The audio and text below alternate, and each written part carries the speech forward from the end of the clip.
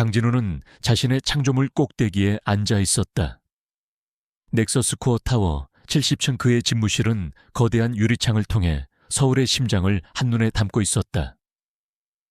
도시는 살아있는 유기체처럼 빛의 혈관을 뻗으며 숨쉬고 있었지만 진우의 눈에는 그저 복잡하게 얽힌 데이터의 흐름으로 보일 뿐이었다. 그의 세계는 논리와 코드로 이루어져 있었고 감정은 비효율적인 변수에 지나지 않았다. 적어도 지금까지는 그랬다. 집무실은 그의 내면을 그대로 투영한 듯 미니멀리즘의 극치를 달렸다. 광택이 나는 검은색 마루 거대한 티타늄 책상, 그리고 벽 한 면을 가득 채운 투명한 디스플레이 외에는 아무것도 없었다. 사람들은 그를 넥서스 코어의 유령, 알고리즘의 심장이라 불렀다. 회사의 모든 혁신적인 기술은 그의 머릿속에서 탄생했지만 대중 앞에 나서는 것은 언제나 공동 창업자이자 회장인 박태준의 몫이었다. 진우는 그림자 속에 머무는 것을 선호했다. 그곳은 예측 가능하고 안전했다. 하지만 최근 몇 달 동안 그의 완벽하게 통제된 세계에 미세한 균열이 생기기 시작했다. 시스템 로그에 잡히지 않는 비정상적인 노이즈처럼 그의 직감이 끊임없이 경고 신호를 보내고 있었다. 여보, 아직도 회사야. 부드러운 목소리가 인터컴을 통해 흘러나왔다. 아내 윤서연이었다. 그녀의 목소리는 언제나처럼 맑고 아름다웠지만 진우는 그 음색에 숨겨진 미세한 부자연스러움을 감지했다. 마치 완벽하게 조율된 악기가 아주 미세하게 틀어진 음을 내는 것 같았다. 마무리할 게 좀 있어서 먼저 자. 알았어. 너무 무리하지 마. 짧은 통화가 끝나고 집무실에는 다시 정적이 찾아왔다. 진우는 투명 디스플레이에 떠있는 복잡한 데이터 스트림에서 눈을 뗐다. 그의 머릿속에는 다른 종류의 알고리즘이 작동하기 시작했다. 아내와의 관계, 파트너와의 신뢰, 그가 평생을 바쳐 구축한 삶의 두 기둥이 흔들리고 있었다. 윤서연, 그녀는 모두가 부러워하는 삶의 활용점정이었다. 명문가 출신의 첼리스트였던 그녀는 아름답고 우아했으며 진우의 내성적인 성격을 완벽하게 보완해 주었다. 그들의 결합은 기술과 예술 이성과 감성의 완벽한 조화처럼 보였다. 하지만 언제부턴가 그녀의 예술은 사교계라는 무대 위에서만 연주되기 시작했다. 자선 파티, 미술관 개관식 재계 인사들의 부부 동반 모임. 그리고 그 무대의 주인공은 언제나 박태준이었다. 진우는 사교 활동을 좋아하지 않았다. 시끄러운 음악과 공허한 대화, 의미 없는 웃음들 속에서 그는 길을 잃었다. 그래서 그는 언제나 서연 혼자 보내거나 박태준에게 아내를 부탁하곤 했다. 진우, 자네는 이런 거 싫어하잖아. 서연 씨는 내가 잘 챙길 테니 걱정 말고 일이나 해. 박태준은 호탕하게 웃으며 그의 어깨를 두드리곤 했다. 진우는 그것을 배려라고 생각했다. 이제 와 돌이켜보니 그것은 완벽하게 계산된 소외였다. 균열은 사업에서도 나타나고 있었다. 박태준은 최근 들어 무리한 사업 확장을 강행하고 있었다. 진우가 보기에는 기술적 타당성이나 시장 분석이 부족한 오직 외형 부풀리기에만 급급한 인수합병들이었다. 얼마 전 박태준이 밀어붙인 이노바이오 인수건이 결정적이었다. 진우는 이노바이오의 핵심 기술이 과대 포장되었고 재무 상태에 심각한 문제가 있다는 보고서를 올렸다. 하지만 박태준은 이사회를 소집해 그의 반대를 묵살하고 인수를 강행했다. 강 부사장, 자네는 너무 기술적인 관점에서만 봐. 비즈니스는 때로 배짱이 필요하다고 이사회에서 박태준이 던진 말이었다. 부사장. 공식적인 직함이었지만 15년을 함께 회사를 일군 파트너의 입에서 나온 그 단어는 유난히 차갑게 들렸다. 마치 보이지 않는 선을 긋는 것 같았다. 그날 이후 진우는 회사의 핵심 정보 흐름에서 미묘하게 배제되고 있다는 느낌을 받았다. 의심은 전염병처럼 그의 이성을 잠식했다. 그는 자신의 감각을 믿을 수 없었다. 지난 15년간 가족처럼 믿어온 사람과 평생을 함께하기로 맹세한 사람을 의심하는 것은 자기 자신을 부정하는 것과 같았다. 그는 증거를 찾고 싶지 않았다. 이 모든 것이 그저 과로로 인한 예민함이기를, 피로가 만들어낸 망상이기를 바랐다. 하지만 그는 강진우였다. 답을 찾지 못하면 잠들지 못하는 남자. 확인되지 않은 변수를 용납하지 못하는 프로그래머. 그날 밤 그는 집으로 돌아가지 않았다. 대신 넥서스 코어의 심장부 중앙 서버실로 향했다. 표면적인 이유는 최근 업그레이드한 보안 시스템의 최종 점검이었다. 하지만 그의 진짜 목적은 다른 곳에 있었다. 박태준이 이노바이오 인수건을 강행할 때 비정상적으로 많은 양의 데이터가 외부 컨설팅 업체의 서버로 전송된 기록이 있었다.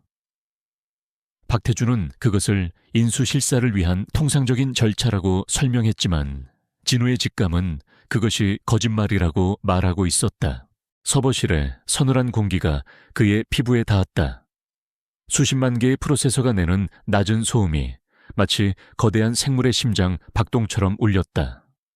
그는 자신의 최고 관리자 권한으로 시스템에 접속했다. 그의 손가락이 키보드 위에서 춤을 추듯 움직였다. 스크린 위로 수백만 줄의 코드가 폭포수처럼 쏟아져 내렸다. 몇 시간의 추적 끝에 그는 마침내 흔적을 찾아냈다. 박태준이 사용한 데이터 전송 경로는 암호화된 가상 터널을 통해 여러 개의 해외 서버를 우회하고 있었다. 하지만 진우는 그 시스템의 설계자였다. 그는 자신이 만들어 놓은 비상용 백도어를 열었다. 그리고 그 안에서 그는 판도라의 상자를 발견했다. 그것은 박태준의 개인용 암호화 폴더였다. 폴더의 이름은 컨틴전시 플랜이었다. 호기심이 아닌 차가운 확신이 그의 손을 이끌었다. 몇 겹의 암호를 해제하자 파일 목록이 눈앞에 나타났다. 첫 번째 파일은 법률 문서 초안이었다. 강진우 부사장 해임 및 지분 매각 요청서. 내용은 충격적이었다. 그가 회사의 기밀 정보를 유출했으며 이사회의 신뢰를 저버리는 등 심각한 배임 행위를 저질렀다는 허위 사실로 가득했다.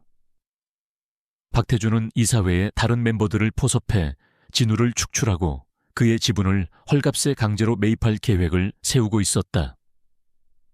문서 말미에는 이 계획에 동의하는 이사들의 서명까지 첨부되어 있었다. 진우의 피가 차갑게 식었다. 하지만 그것은 시작에 불과했다. 두 번째 폴더의 이름은 YSY였다. 윤서연의 이니셜. 심장이 철퇴로 맞은 듯 쿵 내려앉았다. 그는 떨리는 손으로 폴더를 열었다. 그 안에는 수십 개의 사진과 영상 파일이 들어있었다. 호텔 스위트룸 해외의 별장, 그리고 박태준의 요트. 그곳에서 서연은 진우가 단 한 번도 본 적 없는 얼굴로 웃고 있었다. 박태준의 품에 안겨 세상을 다 가진 듯한 행복한 표정으로. 사진들의 날짜는 지난 2년간 그의 삶에서 가장 중요했던 순간들과 겹쳐 있었다. 결혼기념일, 그의 생일 넥서스 코어 창립 15주년 기념일. 그가 홀로 사무실에서 밤을 새우거나 텅 빈 집을 지키고 있을 때 그의 아내는 그의 파트너와 함께 있었다. 마지막 파일은 음성 녹음 파일이었다. 파일명은 진우 그 바보였다. 마우스를 클릭하는 손가락이 납덩이처럼 무거웠다. 그래서 계획대로만 되면 강진우 지분은 우리가 헐값에 다 가져오는 거야. 그 자식은 자기가 뭘 잘못했는지도 모르고 쫓겨나게 될걸. 박태준의 의기양양한 목소리였다.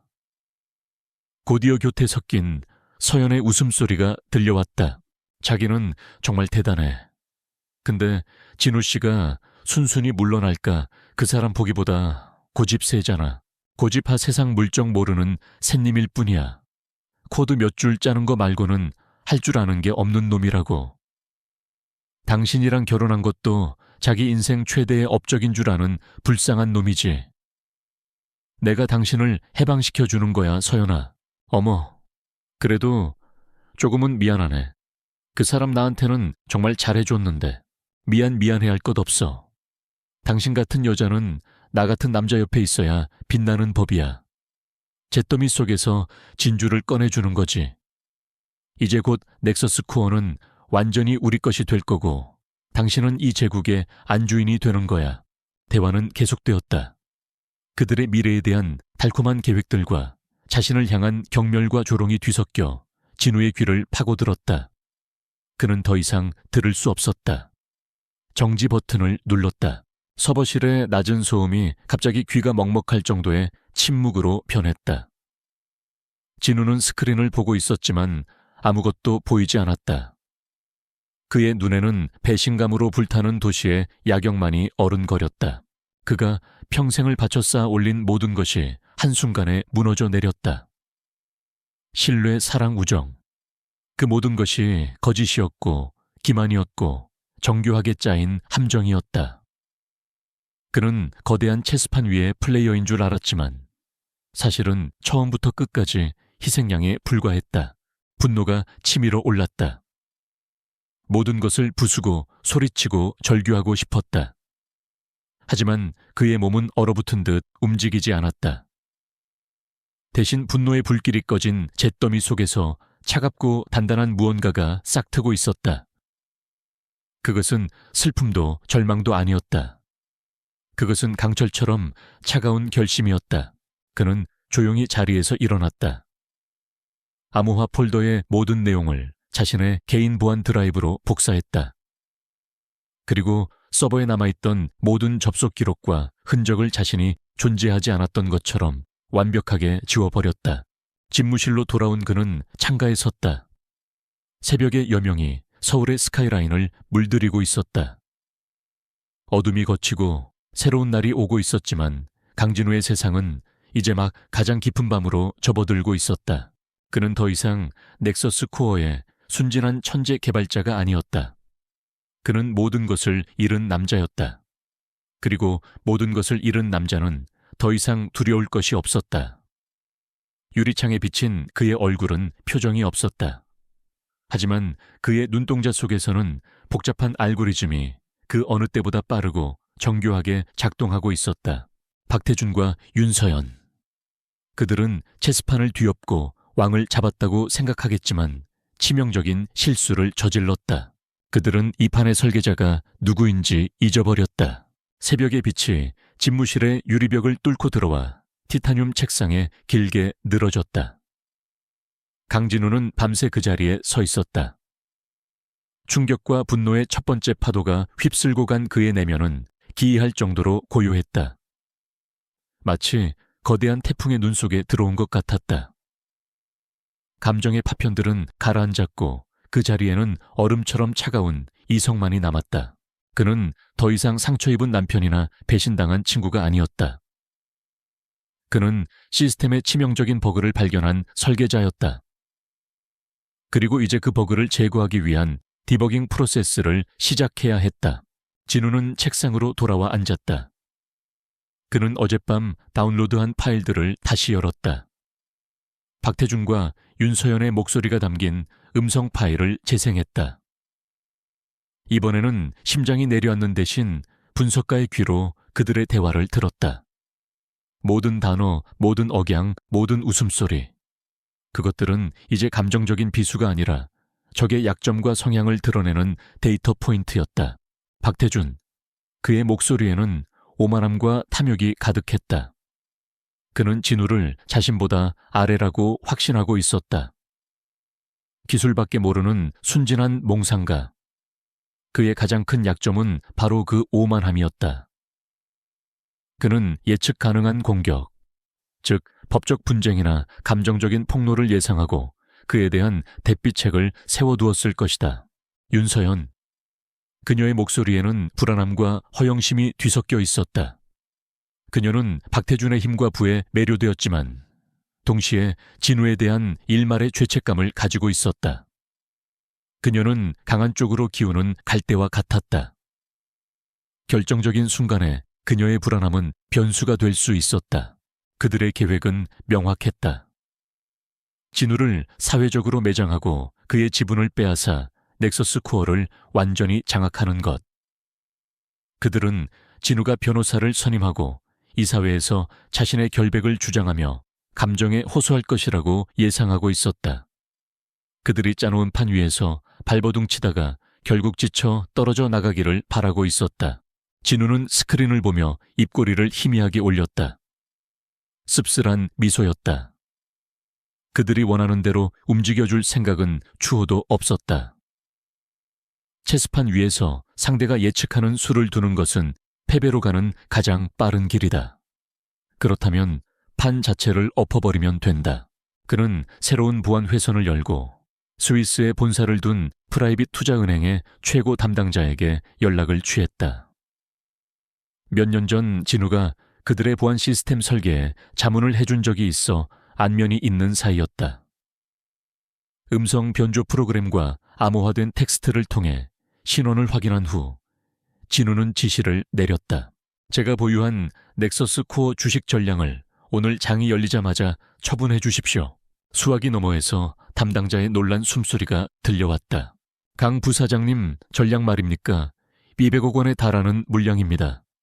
시장에 큰 충격을 줄 수 있습니다. 알고 있습니다. 그래서 블록딜 형태로 최대한 신속하고 조용하게 처리해 주십시오. 가격은 시장가보다 조금 낮춰도 상관없습니다. 단 하나의 조건은 오늘 안에 모든 거래가 끝나야 한다는 겁니다. 이유를 여쭤봐도 되겠습니까? 개인적인 사정입니다. 진우의 단호한 목소리에 담당자는 더 이상 묻지 않았다. 그는 프로였다. 고객의 비밀을 지키는 것이 그의 첫 번째 의무였다. 거래는 즉시 준비에 들어갔다. 아침 9시 한국증권시장 개장을 알리는 벨이 울렸다. 진우는 자신의 집무실 디스플레이에 넥서스 코어의 주가 변동 그래프를 띄워놓고 있었다. 개장과 동시에 거대한 매도 물량이 쏟아져 나왔다. 주가는 순간적으로 휘청였지만 곧 기관 투자자들이 그 물량을 받아먹으며 소폭 하락한 채 안정세를 유지했다. 거대한 빙산의 일각이 소리 없이 녹아내리는 것처럼 그의 15년이 담긴 지분은 시장 속으로 조용히 사라지고 있었다. 오전 11시 30분 스위스 은행으로부터 모든 거래가 완료되었다는 연락이 왔다. 세금을 제외한 막대한 현금이 그의 해외 비밀 계좌로 입금되었다. 그는 이제 넥서스 코어의 2대 주주가 아니었다. 그는 그저 막대한 현금을 손에 쥔 아무것도 아닌 사람이 되었다. 같은 시각 넥서스 코어 회장실. 박태준은 아침부터 기분이 좋지 않았다. 갑작스러운 대규모 블록딜 소식에 시장이 술렁이고 있었기 때문이다. 처음에는 단순한 기관의 물량 조절이라고 생각했다. 하지만 거래 규모가 심상치 않았다. 누가 이 정도의 물량을 한 번에 던진단 말인가? 그의 비서가 다급한 목소리로 보고했다. 회장님, 방금 증권가 정보지에 뜬 소식입니다. 오늘 오전에 넥서스 코어 블록딜은 강진우 부사장님의 보유 지분 전량인 것으로 확인되었습니다. 박태준은 들고 있던 펜을 떨어뜨렸다. 뭐라고? 강진우가 지분을 전부 팔았다고? 그게 무슨 소리야? 그의 머릿속이 하얗게 변했다. 강진우가 자신의 지분을 팔았다. 그들의 계획은 강진우가 자신의 지분을 지키기 위해 발버둥 칠 것이라는 전제에 세워진 것이었다. 그런데 그가 제 발로 성을 버리고 떠나버렸다. 함정을 파놓고 먹잇감을 기다리고 있었는데 먹잇감이 갑자기 날개를 달고 하늘로 날아가 버린 격이었다. 그는 즉시 윤서연에게 전화를 걸었다. 서연 씨, 혹시 강진우한테서 연락 왔어? 그 자식 지금 어디 있는지 알아? 아니요, 어젯밤에 회사에서 마무리할 게 있다고 한 뒤로 연락 없었어요. 무슨 일이에요? 태준 씨. 서연의 목소리에는 불안감이 가득했다. 박태준은 거친 숨을 몰아쉬며 소리쳤다. 그 미친놈이 회사 주식을 다 팔아치웠어. 200억 원어치를 전부 지금 당장 그놈 찾아내. 이건 내 계획이 없던 일이야. 그들이 허둥대는 동안 강진우는 마지막 정리를 하고 있었다. 그는 자신의 개인 컴퓨터 하드디스크를 물리적으로 파괴했다. 회사에서 지급한 법인카드와 휴대폰 출입증을 책상 위에 나란히 올려놓았다. 그리고 서랍 가장 깊숙한 곳에 넣어두었던 서연과 함께 찍은 유일한 사진이 담긴 액자를 꺼냈다. 사진 속에서 그들은 행복하게 웃고 있었다. 그는 잠시 사진을 내려다보다가 아무 표정 없이 액자를 쓰레기통에 버렸다. 그는 양복 재킷을 벗어 의자에 걸쳐놓고 캐주얼한 셔츠 차림으로 집무실을 나섰다. 15년간 그의 세계였던 공간. 그는 뒤도 돌아보지 않았다. 엘리베이터를 타고 1층으로 내려오는 동안 수많은 직원들이 그에게 인사를 건넸다. 그들은 자신들의 존경하는 부사장이 회사를 송두리째 뒤흔들 폭풍의 핵이 되어 떠나고 있다는 사실을 아무도 알지 못했다. 넥서스 코어 타워의 로비를 빠져나온 그는 눈부신 햇살에 잠시 눈을 찡그렸다. 어둠 속에서 너무 오래 있었던 탓이다. 그는 길게 서 있던 택시를 잡아탔다. 어디로 모실까요? 진우는 잠시 생각에 잠겼다. 어디로 가야 할까? 이제 그에게는 정해진 목적지가 없었다. 집은 배신의 공간이 되었고 회사는 적의 소굴이 되었다. 그는 완전히 자유로워졌고 동시에 모든 것을 잃었다. 일단 서울역으로 가주세요. 택시가 인파 속으로 부드럽게 미끄러져 들어갔다. 진우는 창밖으로 빠르게 스쳐 지나가는 넥서스 코어 타워를 바라보았다. 자신이 쌓아 올린 거대한 유리 성이었다. 이제 그 성은 그의 것이 아니었다. 그는 주머니에서 새로 구입한 대포폰을 꺼내 전원을 켰다. 그리고 단 하나의 번호로 문자를 보냈다. 판은 새로 짜여졌다. 택시가 회색빛 도시의 혈관 속으로 완전히 녹아들었다. 강진우는 사라졌다. 분노나 복수심에 찬 도망자가 아니었다.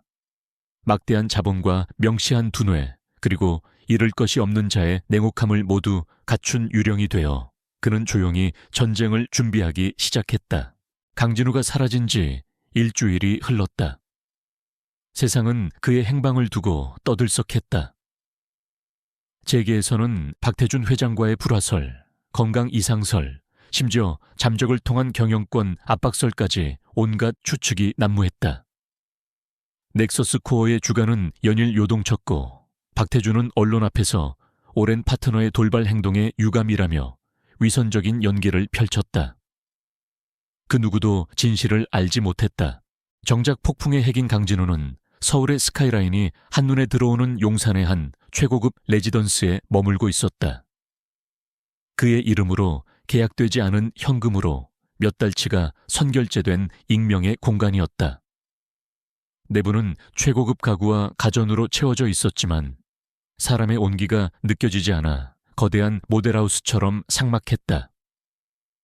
지난 일주일간 그는 외부와의 모든 접촉을 끊고 오직 정보의 흐름만을 쫓았다. 수십 개의 모니터를 띄워놓고 넥서스 코어의 주가 박태준의 동선 언론의 반응, 그리고 자신에 대한 억측들을 데이터로 수집하고 분석했다. 그는 복수의 청사진을 그리고 있었다. 박태준이 가장 소중하게 여기는 것, 즉 돈과 명예를 빼앗는 가장 효율적인 방법을 찾고 있었다. 하지만 그의 계획은 아직 안개 속에 있었다. 박태준이라는 거대한 성벽을 무너뜨리기에는 200억 원이라는 자금만으로는 부족했다. 성벽의 가장 약한 부분을 타격할 결정적인 정보, 즉 내부자의 도움이 필요했다. 그는 마치 망망대해에 표류하는 조각배 같았다. 목적지는 명확했지만 그곳으로 이끌어줄 바람과 해류가 없었다. 그러던 어느 날 오후 정적을 깨고 초인종 소리가 울렸다. 진우는 모든 모니터를 즉시 끄고 인터컴 스크린을 쳐다보았다. 방문객은 예약되어 있지 않았다. 이 레지던스는 3중 보안 시스템을 갖추고 있어 외부인의 무단 출입은 불가능했다. 그의 현재 위치는 완벽한 비밀이었다. 스크린에는 낯선 여자가 서 있었다. 검은색 트렌치코트에 날렵한 단발머리. 표정을 읽을 수 없는 선글라스를 끼고 있었지만 다부진 턱선과 굳게 담은 입술에서 강한 의지가 느껴졌다. 누구시죠? 진우의 목소리는 날카롭게 경계심을 담고 있었다. 여자는 인터컴 카메라를 향해 고개를 살짝 들었다. 그녀의 목소리는 차분했지만 묘한 힘이 실려 있었다. 물건을 팔러 온 사람은 아닙니다, 강진우 씨. 당신에게 필요한 열쇠를 제안하러 왔습니다. 강진우. 그녀가 그의 이름을 정확히 불렀다. 심장이 차갑게 내려앉았다. 박태준이 보낸 사람일까 하니 박태준의 방식은 이렇게 조용하지 않다. 그의 방식은 더 우악스럽고 노골적이다. 어떻게 이곳을 들어오게 해주시면 모든 질문에 답해드리죠. 여자의 목소리에는 일말의 망설임도 없었다. 진우는 몇 초간 망설였다. 위험한 도박일 수 있었다. 하지만 동시에 이것이 그가 기다리던 미지의 변수일지도 모른다는 직감이 강하게 일었다. 그는 잠금 해제 버튼을 눌렀다. 잠시 후 현관문이 열리고 여자가 안으로 들어섰다. 그녀는 선글라스를 벗었다. 날카롭고 총명해 보이는 눈이 진우를 훑었다. 그녀는 집 안을 둘러보며 감탄하는 대신 마치 익숙한 공간을 확인하는 것처럼 무심하게 시선을 옮겼다. 혼자 지내기엔 좀 넓군요. 본론만 하시죠. 누구고 목적이 뭡니까? 진우는 여전히 경계를 풀지 않은 채 물었다. 여자는 어깨를 으쓱하며 거실 중앙의 소파에 자연스럽게 앉았다. 그리고 가방에서 태블릿 PC 하나를 꺼내 테이블 위에 올려놓았다. 제 이름은 중요하지 않습니다. 아는 사람들은 저를 K라고 부르죠. 정보 브로커. 진우가 나직하게 말했다. K는 희미하게 미소 지었다. 소문이 빠르시군요. 네, 맞습니다. 저는 정보를 거래합니다. 진실과 레버리지를 팔죠. 내 대한 정보는 누구에게 샀습니까? 아니요, 당신 정보는 사지 않았습니다. 당신은 제 고객 리스트에 없으니까요. 대신 제 오랜 고객 중 한 명인 박태준 회장 덕분에 당신을 알게 됐죠. K 말에 진우의 눈빛이 차갑게 변했다. K는 태블릿 화면을 켜서 진우 쪽으로 돌렸다. 화면에는 복잡하게 얽힌 조직도가 떠 있었다. 가장 꼭대기에는 박태준의 이름이 있었다. 그리고 그 아래로 수십 개의 유령 회사, 해외 계좌, 그리고 정재계 유력 인사들의 이름이 거미줄처럼 뻗어 있었다. 박태준은 단순한 기업가가 아닙니다. 그는 거대한 부패 카르텔의 중심입니다. 당신이 반대했던 이노바이오, 인수건 기억하십니까? K가 조직도의 한 부분을 확대했다. 이노바이오와 연결된 여러 개의 페이퍼 컴퍼니가 나타났다.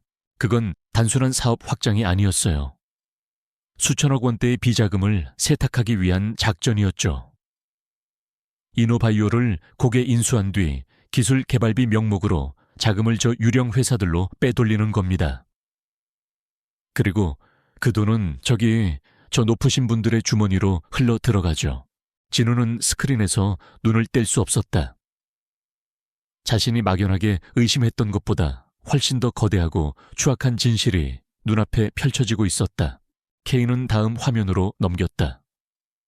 박태준과 윤서연이 해외 별장에서 다정하게 찍은 사진들이었다.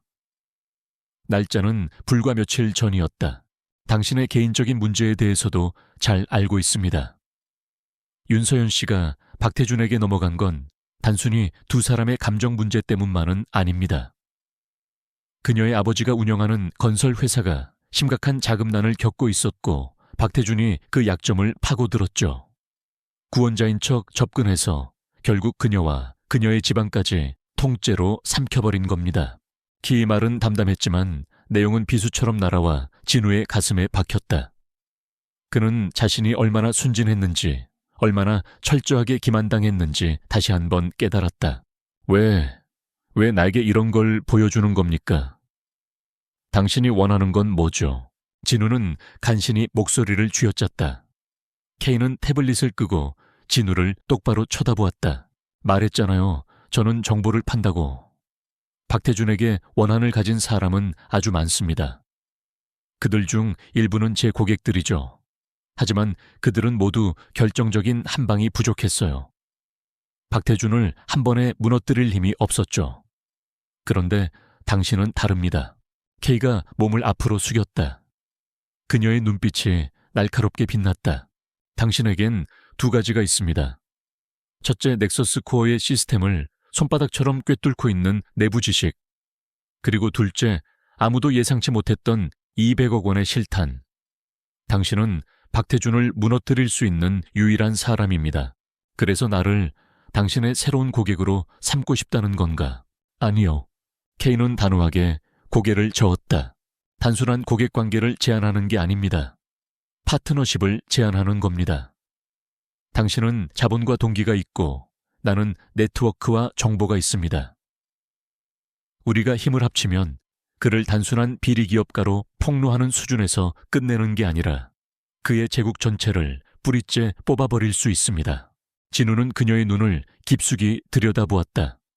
돈 때문만은 아닌 것 같았다. 그녀의 눈뒤에는 정보 브로커의 냉철함 이면에 잘 억제된 뜨거운 무언가가 있었다. 당신도 박태준에게 개인적인 원한이 있나 보군요. K는 대답 대신 짧게 미소 지었다. 박태준 회장과 저 사이에 아직 끝나지 않은 사업이 좀 있다고 해두죠. 그녀는 자리에서 일어나며 명함 한 장을 테이블 위에 내려놓았다. 명함에는 K라는 이니셜과 암호화된 이메일 주소 하나만 적혀 있었다. 생각해 보십시오. 강진우 씨. 하차는 개인적인 복수에 만족할 것인지 아니면 거대한 악의 머리를 잘라낼 것인지. 당신의 결정이 이 판의 모든 것을 바꿀 겁니다. K는 미련 없이 몸을 돌려 현관으로 향했다. 그녀가 떠나자 집 안에는 다시 무거운 정적이 내려앉았다. 진우는 테이블 위에 놓인 태블릿과 명함을 번갈아 보았다. 그의 머릿속에서는 수백만 개의 시나리오가 시뮬레이션 되고 있었다. K의 등장은 그가 쓰려던 모든 계획을 원점으로 되돌렸다. 그는 복수를 계획했지만 그가 보았던 전쟁터는 고작 작은 언덕에 불과했다. K는 그에게 거대한 산맥 전체를 보여주었다. 불청객. 그녀는 그의 삶에 예고 없이 나타난 침입자였다. 하지만 동시에 어둠 속에서 길을 비춰줄 유일한 등대일지도 몰랐다. 모든 것이 변하기 시작했다.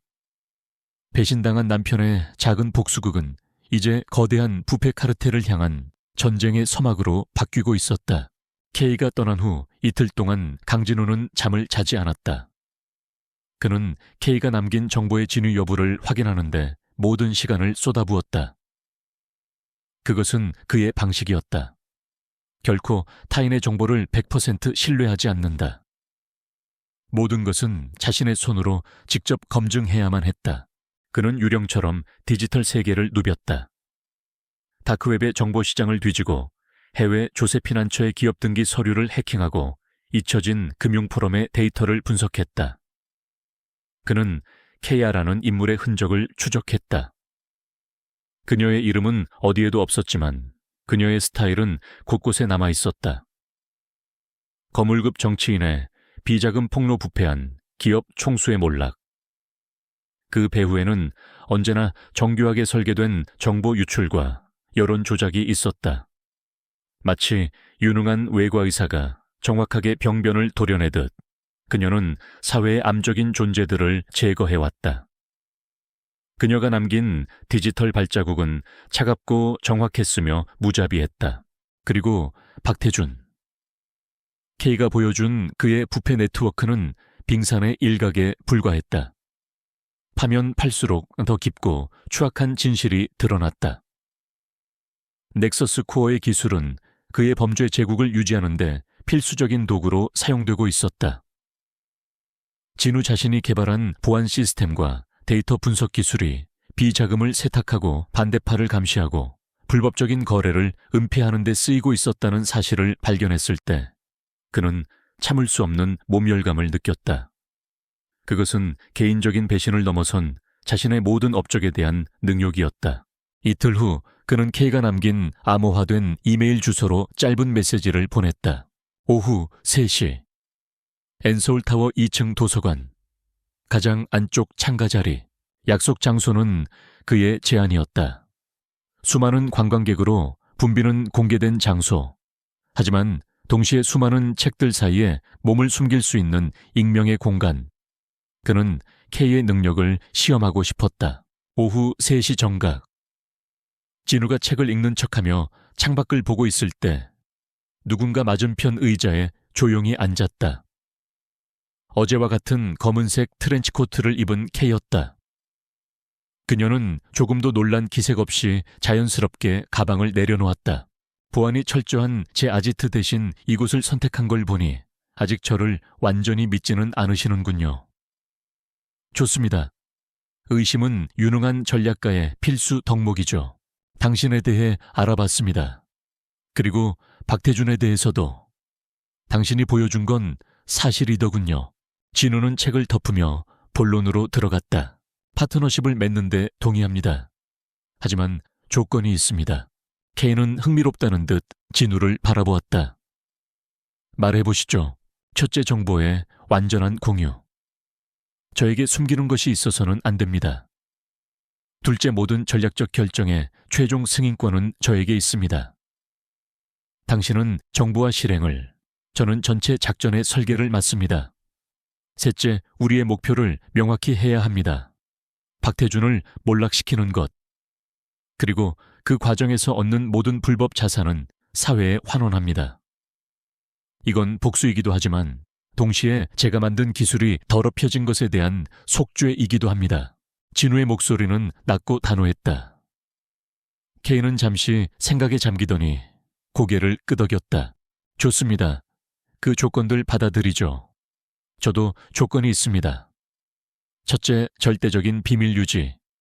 제 지시에 따르지 않는 돌발 행동은 용납하지 않습니다. 둘째, 제 보안 프로토콜을 철저히 따를 것. 당신의 디지털 흔적은 아직 완벽하지 않습니다. 셋째, 작전 비용은 당신의 자금 200억 원에서 충당하고 성공 시 박태준의 합법 자산 중 20%를 제 수수료로 받겠습니다.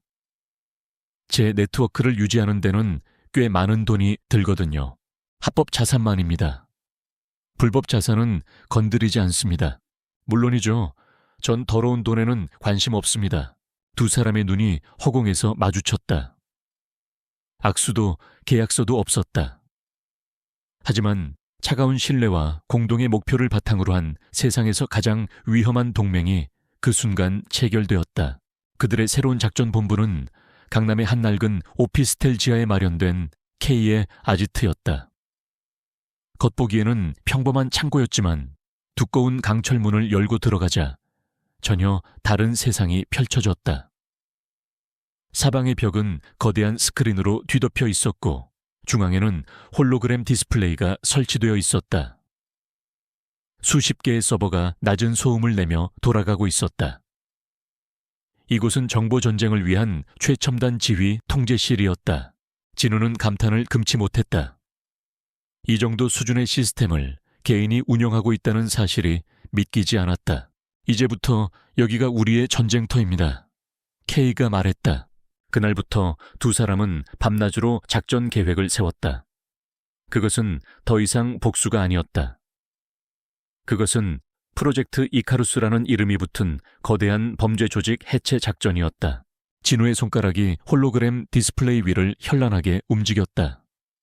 박태준의 제국이 3차원 지도로 눈앞에 펼쳐졌다. 넥서스 코어를 중심으로 수십 개의 계열사와 유령 회사들이 복잡하게 얽혀 있었다. 박태준을 무너뜨리려면 성의 정문을 부수려고 해선 안 됩니다. 진우가 말했다. 그는 모든 공격을 예상하고 방패를 준비해 놨을 겁니다. 우리는 성벽 아래 아무도 신경 쓰지 않는 하수구를 통해 침투해야 합니다. 그들의 전략은 4단계로 구성되었다. 1단계 정찰 및 분석. 박태준의 모든 자산 자금 흐름 인맥, 그리고 약점을 파악한다.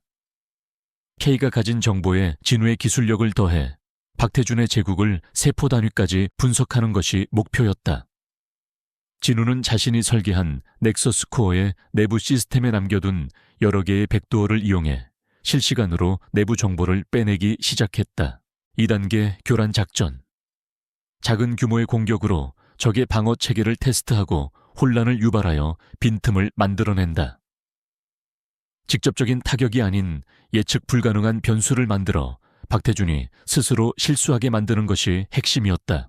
3단계 분열 및 고립. 교란 작전을 통해 얻은 정보를 이용해 박태준의 핵심 인물들을 이간질하고 그의 외부 네트워크를 차단하여 그를 완전히 고립시킨다. 그의 손발을 먼저 잘라내는 단계였다. 4단계 최후의 일격. 모든 증거를 확보한 뒤 언론과 사법기관 그리고 대중 앞에서 그의 모든 것을 한 번에 폭로한다. 태양에 너무 가까이 다가간 이카루스처럼 그를 가장 높은 곳에서 가장 비참한 곳으로 추락시키는 것이 최종 목표였다. 계획을 세우는 동안 두 사람은 서로에 대해 조금씩 알아갔다. 진우는 케이아의 치밀함과 정보 수집 능력에 감탄했다. 그녀는 단순한 브로커가 아니라 거대한 그림을 그릴 줄 아는 전략가였다. 케이 역시 진우의 변화에 놀랐다. 며칠 전까지만 해도 배신감에 몸부림치던 남자는 온데간데 없었다. 그의 앞에는 분노와 슬픔을 차가운 논리로 승화시킨 냉철한 승부사만이 앉아 있었다. 어느 날 밤 잠시 휴식을 취하던 중 진우가 물었다.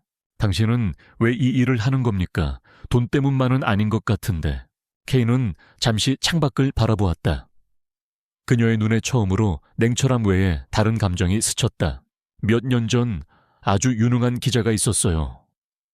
그녀가 나직하게 말했다.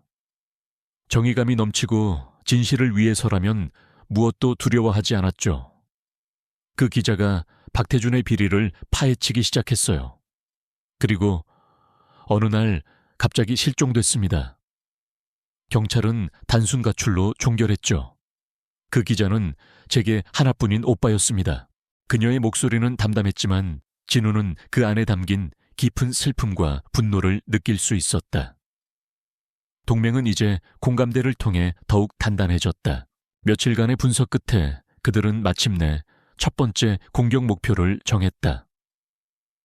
홀로그램 지도 위에 떠있는 수많은 회사들 중 눈에 띄지 않는 작은 무역회사 하나였다. 이름은 청송무역.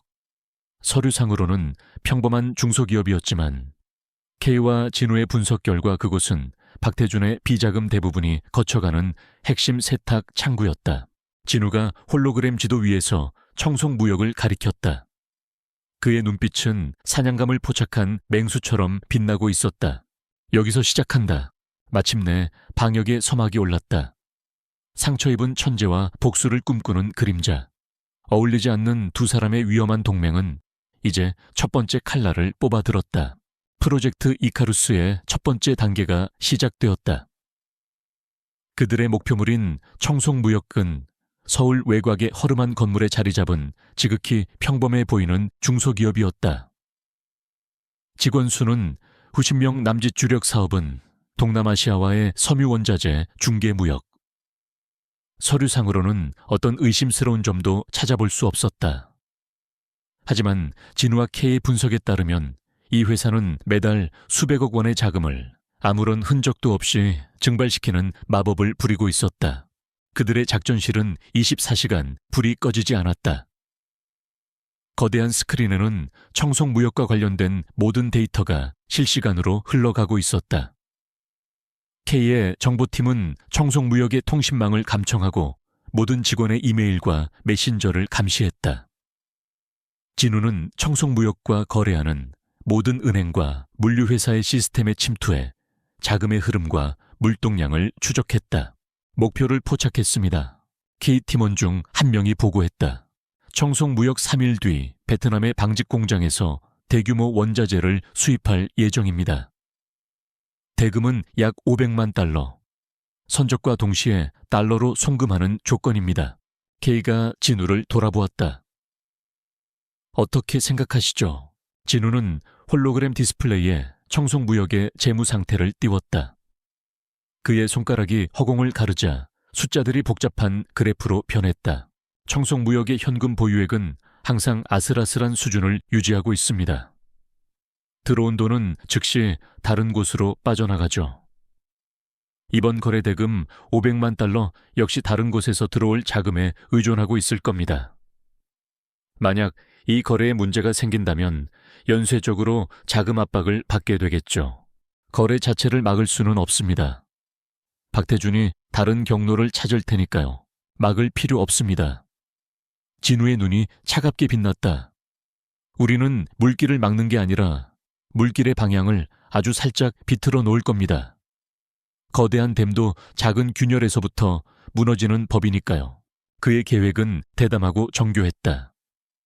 청송무역을 직접 공격하는 것이 아니었다.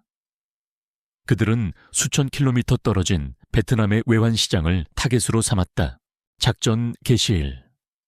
진우는 자신의 자금 200억 원 중 일부를 수십 개의 유령 계좌로 쪼갰다. 그리고 K네트워크를 통해 확보한 전 세계의 금융 브로커들에게 동시에 명령을 내렸다. 지금부터 베트남 동 VND를 대량 매도한다. 그의 명령과 함께 수억 달러에 달하는 자금이 베트남 외환시장에 폭탄처럼 투하되었다. 베트남 동의 가치는 몇 분 만에 수직으로 하락하기 시작했다. 시장은 패닉에 빠졌다. 베트남 중앙은행이 개입하기 전에 그들은 이미 목표한 만큼의 충격을 주고 바람처럼 사라졌다. 이 모든 과정은 단 30분 만에 끝났다. 이것은 일시적인 현상이었다. 시장은 곧 안정될 것이다. 하지만 진우에게는 그 30분의 혼란이면 충분했다. 바로 그 시각 청송무역의 격리부장은 베트남으로 500만 달러를 송금하려다 시스템 오류 메시지를 마주하고 있었다. 수치인 국가의 급격한 환율 변동으로 인해 송금이 일시적으로 보류되었습니다. 은행에서는 환율이 안정될 때까지 최소 몇 시간, 길게는 하루 이상이 걸릴 수 있다는 답변만 돌아왔다. 사장님, 큰일 났습니다. 베트남 쪽 송금이 막혔습니다. 청송무역의 사무실은 발칵 뒤집혔다. 설상가상으로 바로 그날 오후에 만기가 돌아오는 당기 대출금 20억 원을 상환하라는 독촉 전화가 빗발치기 시작했다. 그 대출을 해준 곳은 K가 며칠 전 인수한 대부업체였다. 모든 것이 진우의 시나리오대로 움직이고 있었다. 청송무역의 사장은 박태준의 오랜 충복이었다. 그는 땀을 뻘뻘 흘리며 박태준의 비서실장에게 다급하게 전화를 걸었다.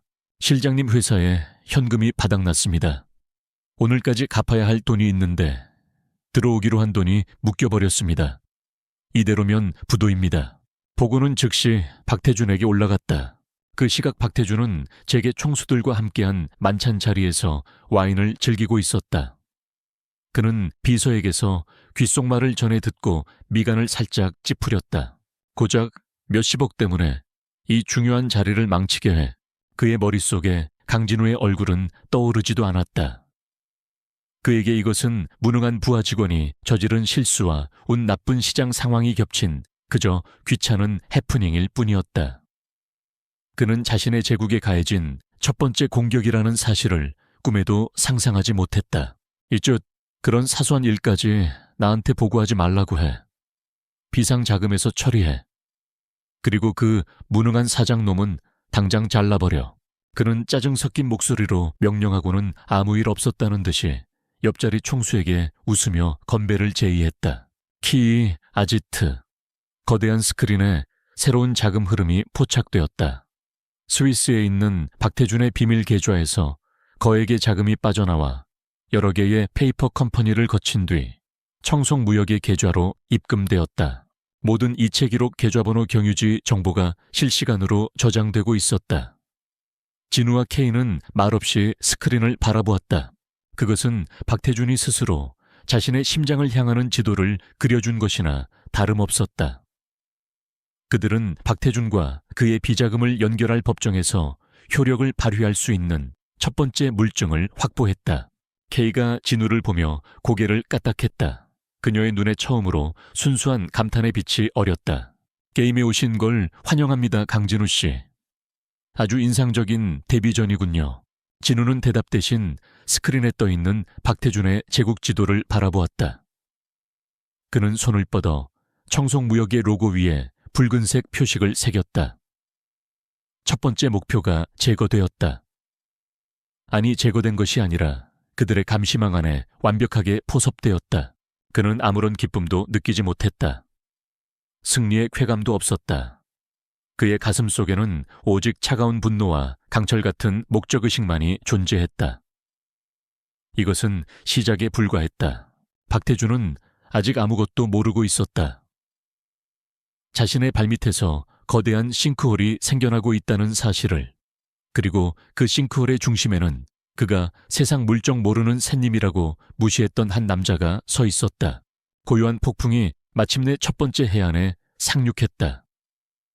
그리고 그 폭풍은 이제 더 거대하고 파괴적인 힘을 품고 제국의 심장부를 향해 움직이기 시작했다. 청송무역에서 확보한 자금 흐름은 새로운 길을 열어주었다. 그것은 박태준의 비밀 금고로 향하는 길이 아니라 대한민국 사법 시스템의 심장부로 향하는 썩은 혈관이었다. 돈의 최종 목적지는 서울중앙지검 금융조세조사부의 부장검사 최민혁의 차명 계좌였다. 박태준의 비자금은 법률 자문료라는 허울 좋은 이름 아래 정기적으로 검찰의 칼날을 무디게 만드는 뇌물로 상납되고 있었다. 작전실의 거대한 스크린 중앙에 최민혁 검사의 사진이 떠올랐다. 정의로운 검사라는 언론의 찬사와는 달리 그의 눈빛에서는 권력에 취한 오만함과 탐욕이 느껴졌다. 이걸로 박태준의 방패가 무엇이었는지 명확해졌군요. K가 차갑게 말했다. 그가 그토록 대담하게 사업을 확장하고 불법적인 일을 저지를 수 있었던 건 최민혁이라는 뒷배가 있었기 때문입니다. 진우는 스크린에 떠있는 거대한 부패의 연결고리를 말없이 바라보았다. 청송무역 최민혁 검사, 그리고 그 뒤에 숨어있을 또 다른 권력자들. 이것은 더 이상 개인적인 복수극이 아니었다. 그는 사회의 근간을 좀먹는 거대한 암세포의 존재를 목격하고 있었다. 그가 평생을 바쳐 이룩한 기술이 이 암세포의 영양분이 되었다는 사실에 참을 수 없는 분노가 치밀었다. 이건 내가 바로잡아야 할 문제입니다. 진우가 나직하게 말했다. 그의 목소리에는 슬픔이나 분노 대신 무거운 책임감이 실려 있었다. 이건 더 이상 윤서연과 박태준에 대한 복수가 아닙니다. 이건 내 기술과 내 이름에 대한 정화 작업입니다. K는 그의 눈에서 이전과는 다른 빛을 보았다. 상처 입은 야수의 복수심이 아니라 자신의 신념을 지키려는 전사의 결의. 그녀는 이 남자를 파트너로 선택한 것이 옳았다고 확신했다. 하지만 현직 부장검사를 상대하는 것은 차원이 다른 문제였다. 그들은 국가 권력이라는 거대한 골리앗과 싸워야 했다. 정면으로 증거를 터뜨렸다가는 오히려 역공을 당해 모든 것이 수포로 돌아갈 위험이 컸다. 정면 공격은 불가능합니다. K가 결론 내렸다. 최민혁을 직접 치는 대신 박태준이 스스로 최민혁을 의심하게 만들어야 합니다. 거미줄의 가장 강력한 가닥을 거미 스스로 끊어내게 만드는 거죠. 진우의 머릿속에서 새로운 전략이 그려졌다. 분열, 이간질, 그리고 네파, 네이포. 그는 박태준 네트워크의 또 다른 핵심 인물을 찾아냈다. 사채업으로 시작해 부동산 개발로 막대한 부를 쌓은 오성건설의 오재성 회장. 그는 박태준의 국내 비자금을 관리하고 꾸준 일을 처리하는 행동대장이었다. K 정보에 따르면 오재성은 성격이 불같고 의심이 많으며 자신과 역할이 겹치는 최민혁 검사를 내심 경계하고 있었다. 완벽한 타겟입니다. 진우가 말했다. 우리는 오재성에게 작은 불씨를 던져주기만 하면 됩니다. 나머지는 그의 의심과 질투가 알아서 할 겁니다.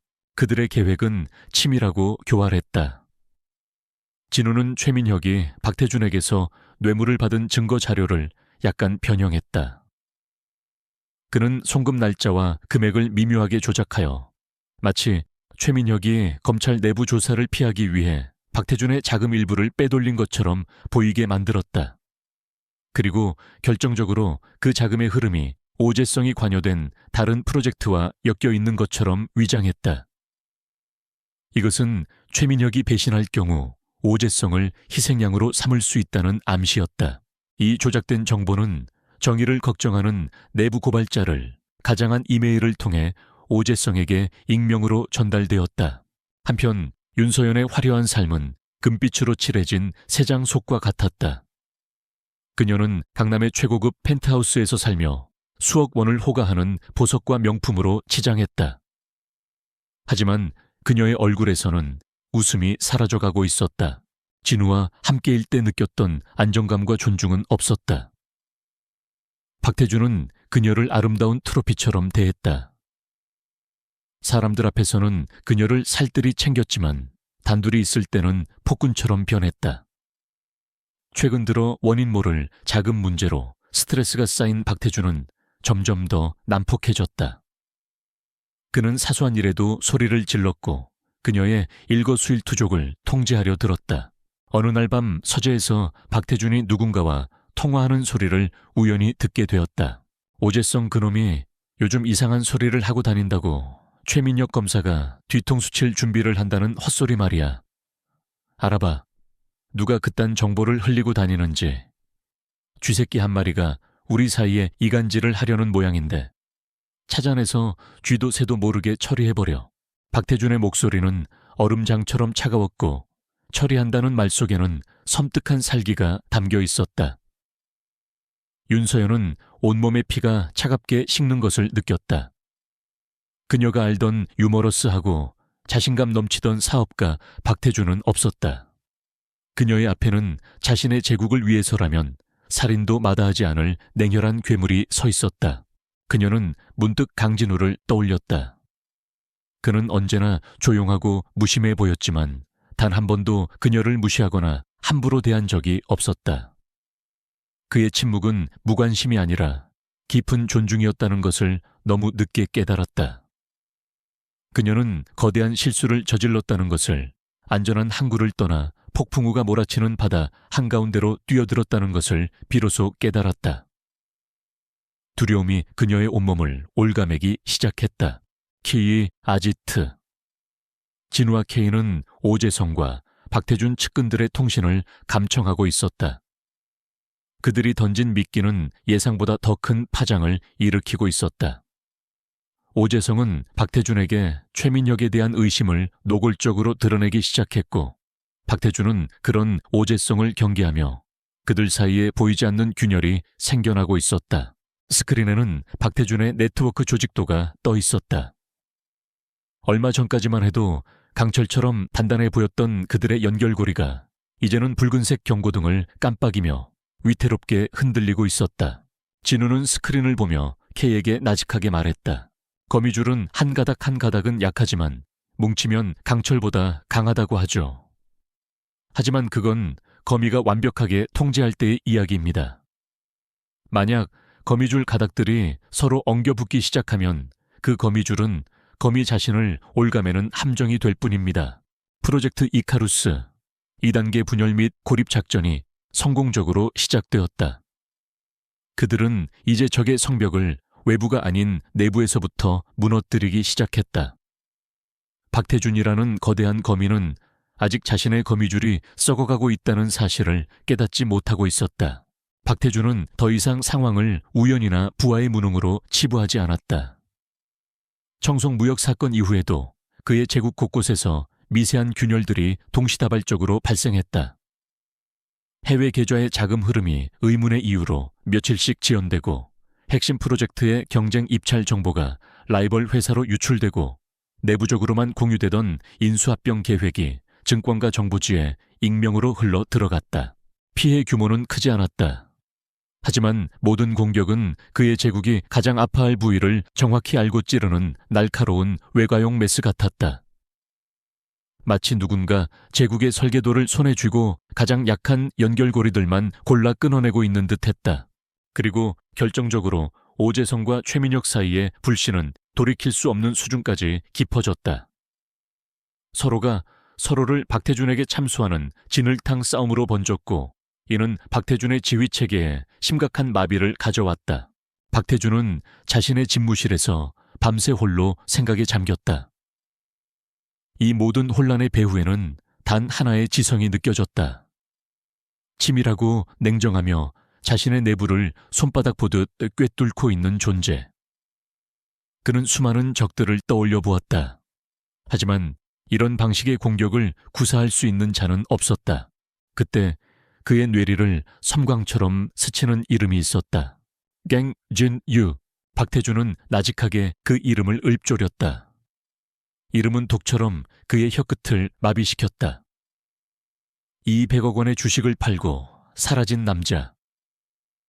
자신이 코드밖에 모르는 샌님이라고 무시했던 남자. 모든 조각이 맞춰졌다. 정교한 디지털 공격 내부 시스템에 대한 완벽한 이해, 그리고 이 모든 것을 실행할 수 있는 막대한 자금. 범인은 강진우일 수밖에 없었다. 박태준의 얼굴에서 오만함이 사라지고 지독한 분노와 살기가 그 자리를 채웠다. 쥐새끼인 줄 알았던 것이 호랑이 새끼였다. 그는 자신의 가장 큰 실수가 강진우를 과소평가한 것임을 깨달았다. 여봐라. 박태준이 인터컴에 대고 소리치자 비서실장이 즉시 달려왔다. 최민혁 검사 지금 당장 내 사무실로 오라고 해. 그리고 보안팀장도 불러. 지금부터 전쟁이다. 박태준의 방역은 빠르고 거대했다. 그는 더 이상 그림자 속에 숨어 자신을 괴롭히는 유령을 쫓지 않기로 했다. 그는 유령을 세상 밖으로 끌어내기 위해 국가라는 거대한 사냥개를 풀었다. 최민혁 검사는 박태준의 명령에 따라 강진우에 대한 전방위적인 수사에 착수했다. 혐의는 박태준이 오래전부터 준비해왔던 업무상 배임 및 핵심 기술 유출이었다. 조작된 증거들이 검찰에 제출되었고 강진우에 대한 체포영장이 발부되었다. 그는 순식간에 넥서스 코어의 신화를 만든 천재 개발자에서 회사를 배신한 파렴치한 범죄자로 낙인 찍혔다. 언론은 검찰이 흘려준 정보를 받았으며 연일 강진우를 비난하는 기사를 쏟아냈다. 검찰은 강진우의 행방을 찾는다며 그의 과거를 샅샅이 훑기 시작했다. 그의 대학 동창들 퇴사한 넥서스 코어의 옛 동료들, 심지어 멀리 지방에 사는 친척들까지 모두 소환 조사를 받았다. 키이 아지트. 수십 개의 스크린의 검찰에 압수수색 영장과 출국 금지 명령서, 그리고 강진우의 지인들이 검찰청으로 들어가는 영상이 번갈아 떠 있었다. 박태준이 칼을 뽑았습니다. K가 무거운 목소리로 말했다. 이제 우리는 숨어있는 사냥꾼이 아니라 쫓기는 사냥감이 됐습니다. 진우는 자신 때문에 고통받는 사람들의 얼굴을 보며 입술을 깨물었다. 특히 그의 밑에서 일하며 그를 존경했던 한 젊은 개발자가 밤샘 조사를 받고 초췌한 얼굴로 검찰청을 나서는 모습을 보았을 때 그의 마음은 무겁게 가라앉았다. 이건 내가 예상했던 것보다 더 더러운 싸움이군. 전쟁에는 언제나 무고한 희생이 따르는 법입니다, 강진우 씨. 여기서 흔들리면 그들의 희생은 아무 의미도 없게 됩니다. 키의 말은 냉정했지만 진우의 결심을 더욱 굳건하게 만들었다. 그는 이제 물러설 수 없었다. 물러서는 순간 자신은 물론 자신을 믿었던 모든 사람이 나락으로 떨어질 것이다. 박태준의 다음 수는 더욱 비열했다.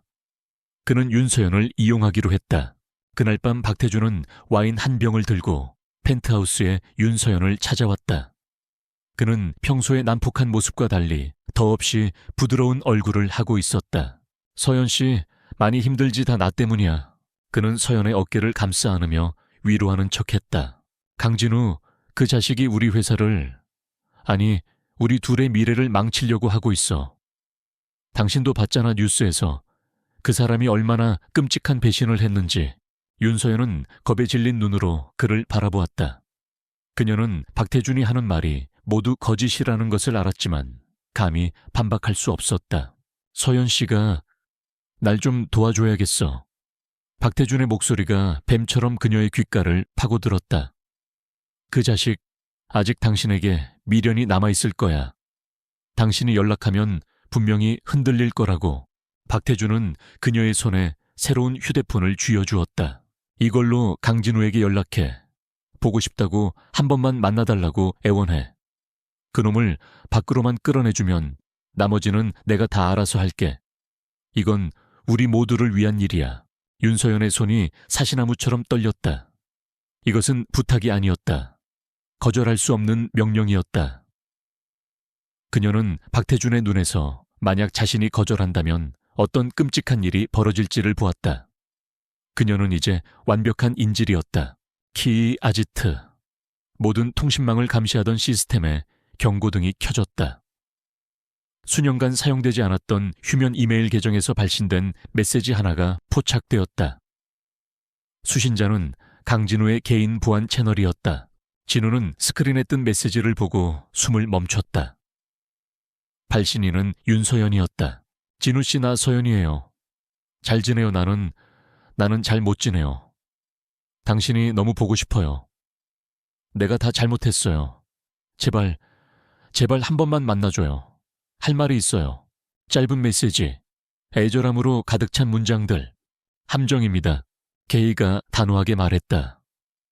박태준이 그녀를 미끼로 쓰는 겁니다. 절대 응답해서는 안 됩니다. 진우는 대답하지 않았다. 그는 스크린에 깜빡이는 커서를 뚫어져라 쳐다보았다. 머리로는 알고 있었다.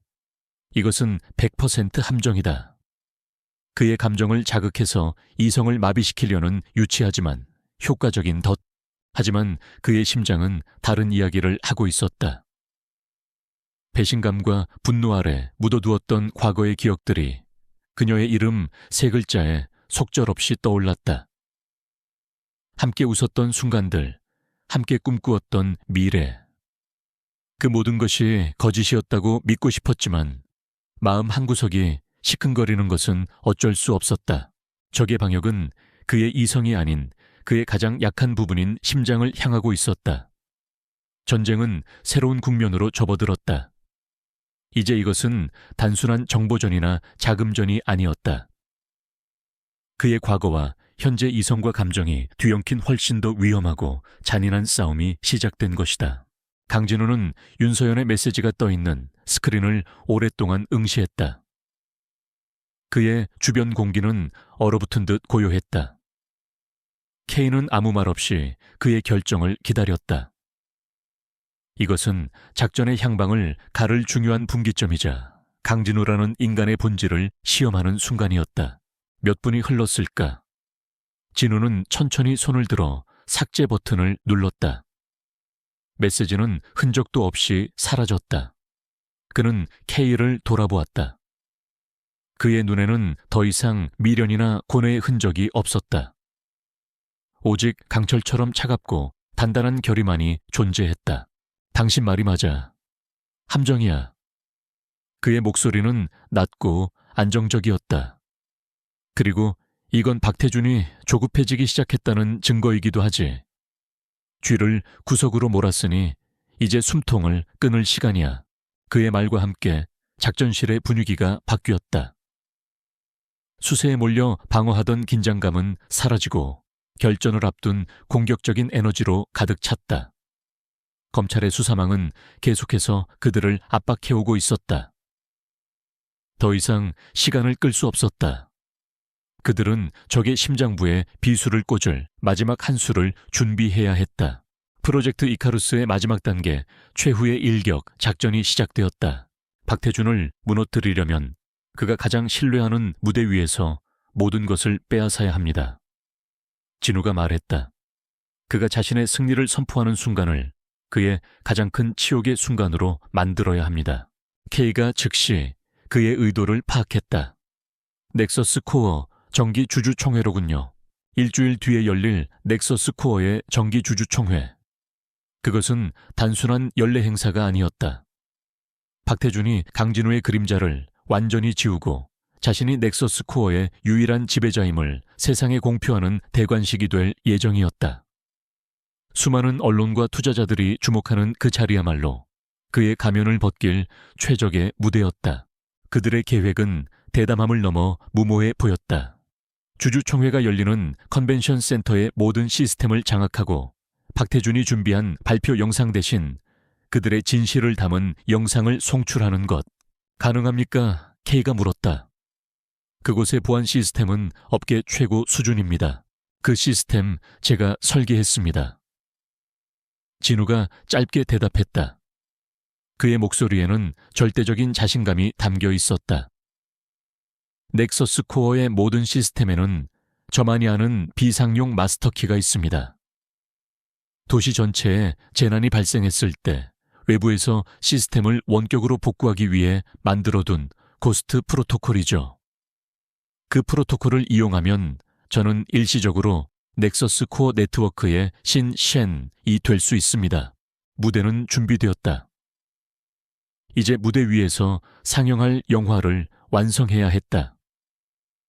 K의 팀은 그동안 수집한 모든 증거 청송 무역을 통한 비자금 세탁 최민혁 검사와의 뇌물 거래 내역, 내부 정보 유출 정황을 종합하여 한 편의 다큐멘터리처럼 편집하고 있었다.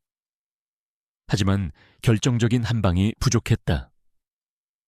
박태준이 이 모든 범죄의 주범임을 그 자신의 목소리로 인정하게 만들 결정적 증거, 스모킹건가 필요했다. 미끼를 던져야겠어. 진우가 말했다. 박태준은 지금 나를 찾기 위해 혈안이 되어 있을 겁니다. 내가 먼저 손을 내밀면 그는 분명 미끼를 물 겁니다. 진우는 윤서연의 메시지를 이용하기로 했다. 그는 그녀에게 직접 답장하는 대신 박태준이 필사적으로 감시하고 있을 넥서스 코어의 오래된 비공식 서버에 암호화된 메시지를 하나 남겼다. 내용은 간단했다. YSY를 안전하게 보내준다면 내가 가진 모든 원본 파일을 넘기겠다. 교환 장소와 시간은 추후 통보한다. 원본 파일이라는 단어에 박태준이 걸려들 것이라는 계산이었다. 그는 분명 진우가 자신의 모든 범죄 기록이 담긴 비밀 장부를 가지고 있다고 생각할 것이다. 오만함에 눈이 먼 그는 이것이 자신을 유인하기 위한 함정이라고는 상상조차 하지 못할 터였다. 예상은 정확히 들어맞았다. K의 감시망에 박태준이 다급하게 움직이는 정황이 포착되었다. 그는 최고의 해커들로 구성된 사이버 보안팀에게 무슨 수를 써서라도 메시지의 발신지를 추적하고 원본 파일을 탈취하라는 비밀 명령을 내렸다. 바로 그것이 진우가 파놓은 함정이었다. 진우가 서버에 남긴 것은 단순한 메시지가 아니었다. 그것은 최첨단 트로이 목마 프로그램이었다. 박태준의 팀이 이 메시지에 접근하여 추적을 시도하는 순간 프로그램은 활성화될 것이다. 결전의 날 이틀 전, 박태준의 사이버팀이 마침내 진우가 심어놓은 파일에 접근했다. 그들이 파일의 암호를 해제하려는 순간 자신들의 시스템이 역으로 해킹당하고 있다는 사실을 깨달았지만 이미 늦었다. 키, 아지트. 거대한 스크린의 데이터가 폭포수처럼 쏟아져 들어오기 시작했다. 그것은 바로 진우가 일장에서 발견했던 박태준의 비밀 서버, 컨틴전시 플랜의 모든 내용이었다. 진우가 복사했던 것보다 훨씬 더 많은 최근의 범죄 계획과 음모까지 고스란히 담겨 있었다. 그리고 결정적으로 트로이 목마는 박태준 집무실의 컴퓨터 마이크를 원격으로 활성화시켰다. 박태준이 비서실장과 사이버 팀장에게 내리는 명령이 실시간으로 녹음되고 있었다. 찾았나 강진우 놈이 숨겨놓은 파일 말이야. 당장 열어봐. 그 안에 뭐가 들었는지 확인하고 원본은 전부 파기해 흔적도 남기지 마. 이것이야말로 그들이 찾던 완벽한 결정적 증거였다. 자신의 범죄 증거를 인멸하라고 직접 지시하는 박태준의 목소리. 이제 모든 퍼즐 조각이 맞춰졌다. 카이 팀은 밤을 새워 마지막 편집 작업에 몰두했다. 박태준의 범죄 기록과 그의 목소리가 담긴 녹취 파일, 그리고 피해자들의 증언을 교차 편집하여 한 편의 숨막히는 범죄 고발 영화를 만들어냈다. 주주총회 전날 밤. 작전실에는 무거운 긴장감이 감돌았다. 스크린에는 주주총회가 열릴 컨벤션 센터의 내부를 비추는 실시간 CCTV 영상이 떠 있었다. 직원들이 내일의 행사를 위해 분주하게 움직이고 있었다. 박태준의 거대한 성공 신화를 위한 무대가 화려하게 꾸며지고 있었다. 진우와 K는 완성된 영상을 마지막으로 확인했다. 영상의 마지막은 어둠 속에서 울려 퍼지는 박태준의 목소리였다. 흔적도 남기지 마. 이제 주사위는 던져졌다. 더 이상 돌아갈 길은 없었다. 진우는 자신이 설계하고 자신이 쌓아 올린 제국의 심장이 될 무대를 조용히 응시했다. 아이러니하게도 그 무대는 이제 자신의 손으로 그 제국을 무너뜨릴 처형대가 될 것이었다. 그는 조용했다. 결전을 앞둔 장수처럼 그의 내면은 폭풍전야의 고요함에 휩싸여 있었다. 기나긴 밤이 지나고 있었다. 넥서스 코어 정기 주주총회가 열리는 날, 서울 컨벤션 센터는 이른 아침부터 들뜬 열기로 가득 찼다. 수백 명의 투자자들과 애널리스트, 그리고 플래시 세례를 터뜨리는 기자들로 인산인해를 이루었다. 오늘 행사의 주인공은 단연 박태준이었다. 그는 최고급 이탈리아제 정장을 입고 자신감 넘치는 미소로 사람들을 맞았다. 그의 옆에는 보석처럼 화려하게 치장한 윤서연이 서 있었다. 그녀는 우아하게 미소 짓고 있었지만 그 미소 뒤에는 짙은 불안의 그림자가 드리워져 있었다. 박태준에게 오늘은 강진우라는 과거의 망령을 완전히 지우고 넥서스 코어의 유일한 황제로 등극하는 대관식이었다. 그는 곧 무대 위에서 회사에 빛나는 미래와 자신의 위대한 리더십을 역설할 터였다. 모든 것이 그의 계획대로 완벽하게 흘러가고 있었다. 같은 시각 K2의 아지트. 어둠 속에서 수십 개의 모니터 불빛만이 깜빡이고 있었다. 중앙 스크린에는 주주총회 현장의 라이브 영상과 함께 작전 개시까지 남은 시간을 알리는 타이머가 붉은색으로 빛나고 있었다. K와 그녀의 팀원들은 마지막 시스템 점검을 마치고 숨죽인 채 대기하고 있었다. 그들의 손끝에서 한 제국의 운명이 결정될 터였다. 마침내 장내의 웅장한 음악이 울려 퍼지고 박태준이 무대 위로 올라섰다. 우레와 같은 박수갈채가 쏟아졌다. 그는 능숙하게 청중을 휘어잡으며 연설을 시작했다. 존경하는 주주 여러분, 그리고 귀빈 여러분, 넥서스 코어의 회장 박태준입니다. 그는 최근 회사가 겪었던 작은 도전들에 대해 언급하며 자신의 탁월한 위기관리 능력으로 모든 것을 극복했다고 자화자찬했다. 그는 연설 중간에 강진우를 직접 언급하지는 않았지만 하알스만 회사를 배신하고 개인의 이익을 좇은 일부 세력이라는 표현을 쓰며 교묘하게 그를 비난했다. 하지만 우리는 흔들리지 않았습니다. 위기는 오히려 기회라는 말을 증명해냈습니다. 이제 넥서스 코어는 과거의 낡은 옷을 벗고 저 박태준과 함께 위대한 미래를 향해 도약할 것입니다. 연설이 절정에 달했을 때 그는 양팔을 활짝 펴며 외쳤다. 이제 여러분께 넥서스 코어가 만들어갈 경이로운 미래를 영상으로 보여드리겠습니다. 그의 손짓과 함께 장내의 조명이 어두워지고 무대 뒤편의 거대한 스크린에 모두의 시선이 집중되었다. 박태준의 얼굴에는 승리자의 미소가 가득했다. 바로 그 순간이었다. 스크린은 잠시 넥서스 코어의 로고를 비추는가 싶더니 이내 치직하는 노이즈와 함께 검은 화면으로 바뀌었다.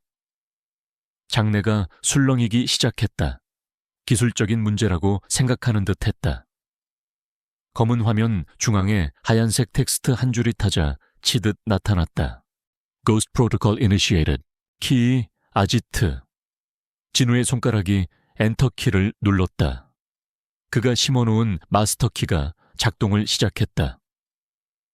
컨벤션 센터의 모든 네트워크가 그의 손아귀 위에 들어왔다. 지금입니다. 진우가 나직하게 말했다. K는 고개를 끄덕이며 그녀의 팀에게 명령했다. 전송해. 그와 동시에 그들이 준비한 모든 증거 자료가 담긴 데이터 패킷이 대한민국 모든 주요 언론사와 대검찰청 특수부 서버로 일제히 전송되었다. 주주총회장. 사람들이 당황하여 웅성거리는 사이 장내의 모든 조명이 꺼졌다가 단 하나의 스포트라이트가 무대가 아닌 행사장 맨 뒷문 중앙 입구를 비췄다. 그곳에 한 남자가 서 있었다. 도망자가 아닌 흠잡을 데 없이 완벽한 검은색 정장을 입은 강진우였다. 그의 얼굴에는 어떤 감정도 담겨있지 않았지만 그의 존재감은 행사장 전체를 압도했다. 강진우! 누군가 속삭이는 소리를 시작으로 장내는 충격과 경악으로 가득 찼다. 무대 위의 박태준은 유령이라도 본 듯 얼굴이 새하얗게 질린 채 그 자리에서 얼어붙었다. 윤서연은 비명을 지르며 입을 막았다. 모든 시선이 강진우에게 쏠린 그 순간 박태준 뒤에 거대한 스크린이 다시 살아났다. 하지만 화면에 나타난 것은 넥서스 코어의 홍보 영상이 아니었다. 흰 바탕에 검은 글씨로 된 영상의 제목이 떠올랐다. 프로젝트 이카루스 박태준 제국의 진실. 그리고 영상이 시작되었다. 청송무역을 통해 비자금이 세탁되는 과정, 최민혁 검사의 차명 계좌로 돈이 흘러들어간 증거 내부 정보를 이용해 주가를 조작한 기록들이 명확한 데이터와 함께 스크린을 가득 채웠다. 장내는 숨소리조차 들리지 않는 침묵에 휩싸였다. 영상의 마지막. 어두운 화면 위로 박태준의 목소리가 장내에 울려 퍼졌다. 찾았나 강진우 놈이 숨겨놓은 파일 말이야. 당장 열어봐. 그 안에 뭐가 들었는지 확인하고 원본은 전부 파기해 흔적도 남기지 마. 자신의 범죄를 은폐하라고 지시하는 빼도 박도 못할 자신의 목소리. 영상이 끝나자 잠시 동안의 정적이 흘렀다. 그리고 그 정적을 깨고 지옥의 문이 열렸다. 기자들이 미친 듯이 소리치며 무대로 달려들었다. 투자자들은 비명을 지르며 휴대폰을 꺼내 주식을 팔아치우기 시작했다. 거짓말이야. 저건 전부 조작된 거야. 저놈은 범죄자라고. 무대 위에서 박태준은 이성을 잃고 발악했다. 하지만 그의 외침은 거대한 혼돈 속에 묻혀버렸다. 바로 그때 컨벤션 센터의 모든 문이 동시에 열리며 검은 양복을 입은 대검찰청 특수부 수사관들이 쏟아져 들어왔다. 그들은 성난 파도처럼 인파를 헤치고 무대 위로 직행했다. 박태준 씨, 업무상 배임 횡령, 증거인멸 교사 혐의로 긴급 체포합니다. 수사관이 차가운 목소리로 체포영장을 내밀며 그의 손에 수갑을 채웠다. 잠시 전까지 대한민국의 경제를 움직이던 거물은 자신의 대관식 무대 위에서 전 국민이 지켜보는 생방송 카메라 앞에서 힘없이 무너져 내렸다. 이카루스의 날개가 불타버린 순간이었다. 카메라는 객석에 주저앉아 얼굴을 감싸 쥔 채 오열하는 윤서연의 모습을 비췄다. 그녀가 그토록 원했던 화려한 삶은 한순간에 끔찍한 치욕으로 변해 산산조각 나버렸다. 이 모든 아수라장의 한가운데 강진우는 행사장 뒤편에서 조용히 모든 것을 지켜보고 있었다. 그의 얼굴은 여전히 무표정했다. 길고 길었던 그의 고요한 전쟁이 끝났다. 그는 감사도 인정도 그 어떤 것도 바라지 않았다. 그는 조용히 몸을 돌려 아수라장이 된 컨벤션 센터를 빠져나왔다. 무너진 제국의 잔해를 뒤로한 채 그는 다시 익명의 도시 속으로, 자신의 그림자 속으로 소리 없이 사라졌다. 심판은 끝났다. 주주총회장의 충격적인 사건은 넥서스 쇼크라 불리며 대한민국을 뒤흔들었다. 박태준의 체포를 시작으로 그의 비호 아래 부패를 저질러 온 거미줄 네트워크가 속수무책으로 무너지기 시작했다. 대검찰청 특수부는 강진우와 K가 넘긴 방대한 자료를 바탕으로 대대적인 수사에 착수했다. 최민혁 부장검사는 현장에서 즉시 직위 해제된 뒤 긴급 체포되었다. 오성건설의 오재성 회장은 자진 출두하여 자신의 죄를 인정하고 박태준의 모든 범죄를 폭로하는 조건으로 감형을 받았다. 박태준의 비밀 금고 역할을 했던 수십 개의 유령 회사가 폐쇄되었고 수천억 원에 달하는 불법 자금이 국고로 환수되었다. 한 시대의 정경유착 카르텔이 한 남자의 조용한 전쟁으로 인해 뿌리째 뽑혀나갔다. 넥서스 코어의 주가는 폭락했고 경영진은 총사퇴했다. 회사는 비상 경영 체제에 돌입했고 이사회와 주주들은 영웅처럼 돌아온 강진우에게 간절하게 복귀를 요청했다. 하지만 그는 어떤 응답도 하지 않았다. 윤서연은 검찰 조사를 받았다. 화려했던 보석과 명품이 사라진 그녀는 텅 빈 눈으로 모든 것을 자백했다. 그녀는 박태준의 범죄에 깊이 가담하지는 않았지만 모든 것을 알고도 묵인한 혐의로 기소유예 처분을 받았다. 그녀의 아버지가 운영하던 건설회사는 박태준의 몰락과 함께 최종 부도 처리되었다. 그녀는 감옥에 가는 대신 평생 대중의 경멸과 차가운 시선 속에서 살아야 하는 더 큰 형벌을 받았다. 그녀가 그토록 갈망했던 모든 것을 잃고 텅 빈 껍데기만 남게 된 것이다. 사건이 있고 한 달 뒤 강원도의 한적한 산속에 자리 잡은 고즈넉한 찻집. 강진우와 K가 마지막으로 마주 앉았다. 더 이상 작전실의 팽팽한 긴장감은 없었다. 창밖으로 보이는 고요한 산의 능선처럼 두 사람 사이에는 평온함이 감돌았다. 박태준은 최소 20년형을 받을 겁니다. 그의 제국은 완전히 끝났어요. K가 최종 보고를 하듯 담담하게 말했다. 압류된 그의 합법 자산 중 우리가 약속했던 수수료가 어제 당신이 알려준 계좌로 입금되었습니다. 고마웠습니다. 진우가 진심을 담아 말했다. 당신이 없었다면 여기까지 오지 못했을 겁니다. 당신이야말로 제가 몇 년을 기다려온 완벽한 파트너였습니다.